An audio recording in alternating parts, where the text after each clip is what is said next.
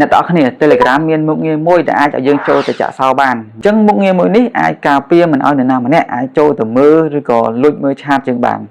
ឥឡូវកុំឲ្យខាត់ពេលយូរអញ្ចឹងតោះចូលទៅកំណត់មុខងារមួយនឹងទាំងអស់គ្នាឥឡូវយើងចូលទៅក្នុង Telegram ទាំងអស់គ្នាចុចកន្លែងត្រី3នេះមកបន្ទាប់មកចូល Setting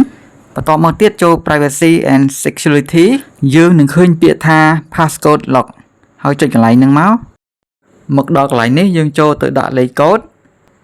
ដោយចុចលើពាក្យថា Enable Passcode បន្ទាប់មកវាតម្រូវឲ្យយើងដាក់លេខកូដ4ខ្ទង់រួចដាក់លេខកូដដដែលម្ដងទៀតមកកន្លែងនេះបើសិនជាយើងបើកយើងត្រូវ scan កញ្ចៅដៃហើយបើសិនជាបិទយើងត្រូវវាយលេខកូដអញ្ចឹងយើងថយមកវិញកន្លែងនេះយើងឃើញរូបសោហ្នឹងគ្រាន់តែយើងចុចលើសោហ្នឹងទៅវានឹងលុកមិនឲ្យនរណាម្នាក់ចូលទៅប្រើ Telegram យើងបានអញ្ចឹងនៅពេលដែលយើងចុចចូលទៅ Telegram តោះតែយើងវាយលេខកូដដែលយើងបានកំណត់ទើបអាចចូលប្រើប្រាស់ Telegram បាន